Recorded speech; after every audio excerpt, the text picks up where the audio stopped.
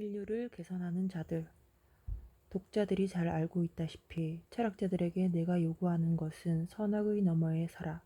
도덕적 판단이라는 환상을 자기 발 아래로 내려다보라는 것이다.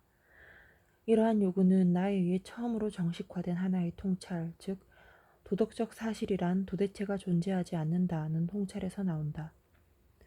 도덕적 판단은 종교적 판단과 마찬가지로 존재하지도 않는 실제를 믿는다.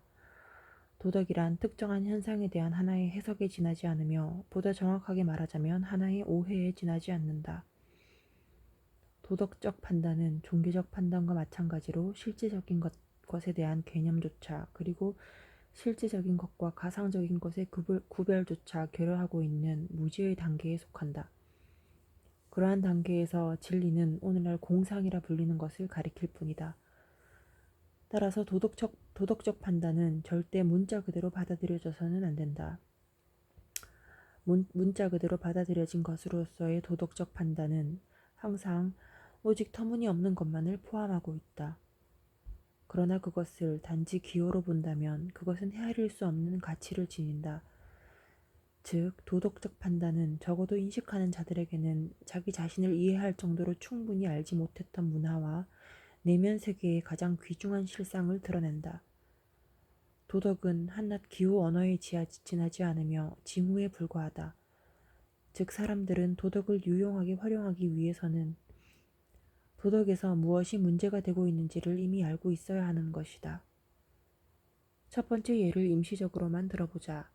어느 시대에나 사람들은 인간을 개선하려고 했다.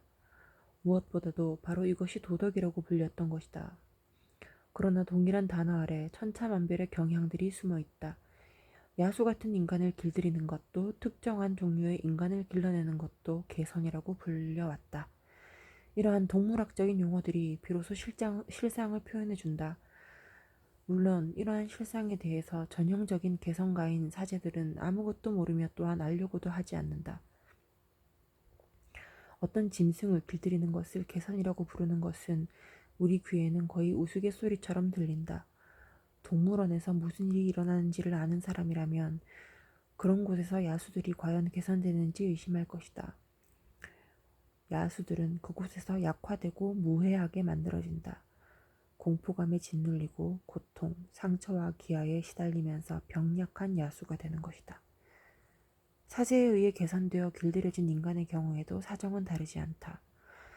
중세 초기에는 교회가 사실상 동물원이었으며 사람들은 어디서나 금발의 야수의 가장 아름다운 예의에 해당되는 자들을 사로잡기 위해서 사냥을 했다.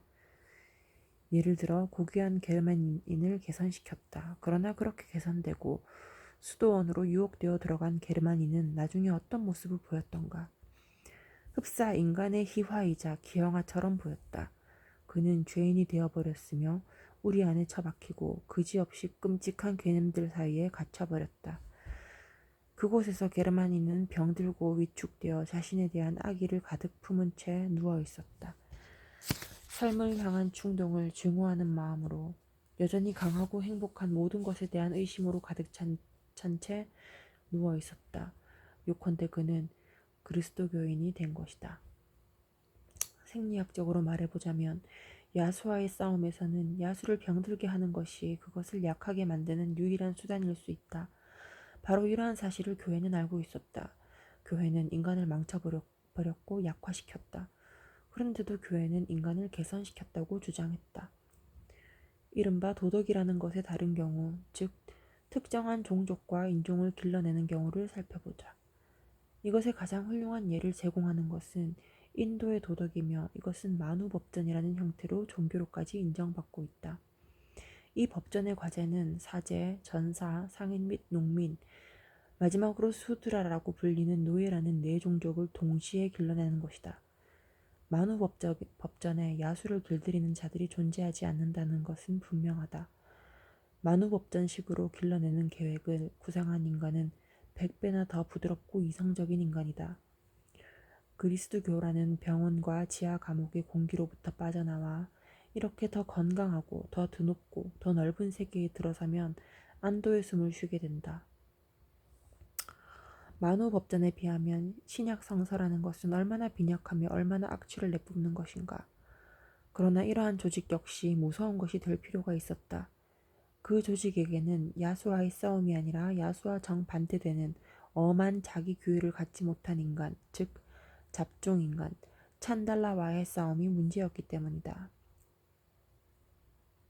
그리고 이 조직 역시 찬달라를 무해하고 약하게 만드는 방법으로 그들을 병들게 하는 것 외에 다른 선택지를 갖지 못했다.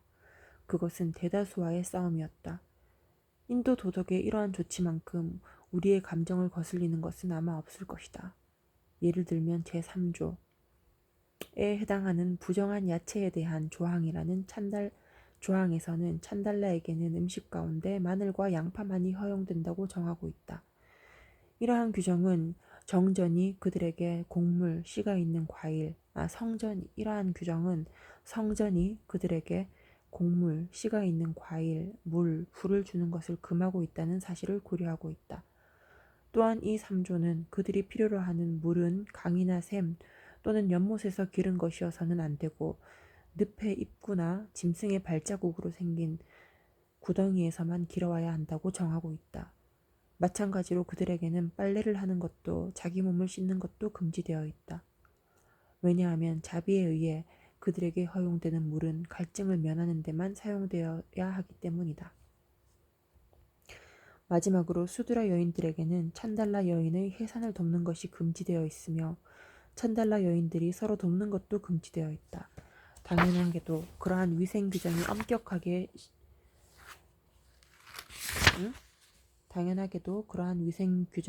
엄격하게 실시된 결과 치명적인 전염병과 끔찍한 성병이 나타났다. 이러한 사태에 대한 조치로서 남자에게는 할례를, 여자에게는 소음순 제거를 강제하는 수술에 관한 법이 만들어졌다.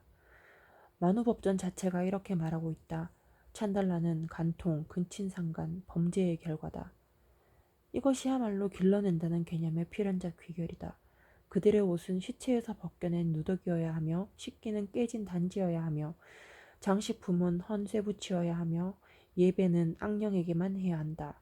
그들은 쉴 새 없이 이곳저곳을 떠돌아야 한다. 그들에게는 왼쪽에서 오른쪽으로 쓰는 것이 금지되어 있으며 오른손으로 쓰는 것도 금지되어 있다. 오른손을 사용하고 왼쪽에서 오른쪽으로 쓰는 것은 덕 있는 자들, 즉 종족에 속해 있는 사람들에게만 허용된다. 이러한 규정들은 우리에게 가르치는 바가 많다. 그것들에 우리는 극히 순수하고 근원적인 아리안적 인간성을 본다. 우리는 순수혈통이라는 개념이 해도 위험도 없는 개념과는 정반대의 것이라는 사실을 배운다.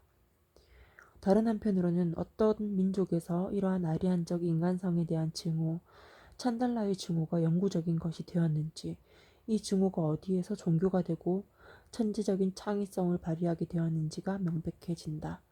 이러한 견지에서 보면 복음서는 제1급의 증거문서다. 에녹서는 더욱더 그렇다. 유대적 뿌리에서 나왔으며 이러한 토양의 산물로서만 이해될 수 있는 그리스도교는 길러냄, 종족, 특권의 도덕에 대한 반대운동을 표현하고 있다. 그것은 유별나게 반아리안적 종교다. 그리스도교는 모든 아리안적 가치들의 전도이자 찬달라적 가치들의 승리이며 가난한 자들과 천한 자들에게 설해진 복음이고 짓밟힌 자들, 비참한 자들, 실패한 자들, 영락한 자들이 종족에 속해 있는 자들에 대해 벌이는 총체적 봉기다. 찬달라의 불멸의 복수욕이 사랑의 종교가 되었다. 길러남의 도덕과 길들임의 도덕은 목적을 이루는 수단이라는 점에서는 서로 완벽하게 협동할 수 있다. 우리가 최고 명제로 내세울 수 있는 것은 도덕을 성립시키기 위해서는 정반대의 것, 성스러운 거짓말을 하는 것을 향한 무한한 의지를 가져야만 한다는 것이다. 이것이야말로 내가 가장 오랫동안 탐구해온 엄청나고도 섬뜩한 문제, 즉 인류를 개선시키는 자들의 심리학이다. 하나의 작은 사실, 그리고 결국은 겸손한 사실, 이른바 성스러운 거짓말이 이 문제에 접근할 수 있는 최초의 실마리를 나에게 주었다. 성스러운 거짓말이야말로 인류를 개선해온 사제와 철학자들의 유산인 것이다. 마누도, 플라톤도, 공자도, 유대교와 그리스도교의 교사들도 거짓말을 할 수 있는 자신들의 권리에 대해 의심해 본 적은 한 번도 없었다. 또한 그들은 이와는 전혀 다른 권리들에 대해서도 의심해 본 적이 없었다. 정식화하자면 이렇게 말할 수 있을 것이다. 이제까지 인류를 도덕적으로 만들기 위해 사용된 모든 수단은 근본적으로 비도덕적인 것이었다.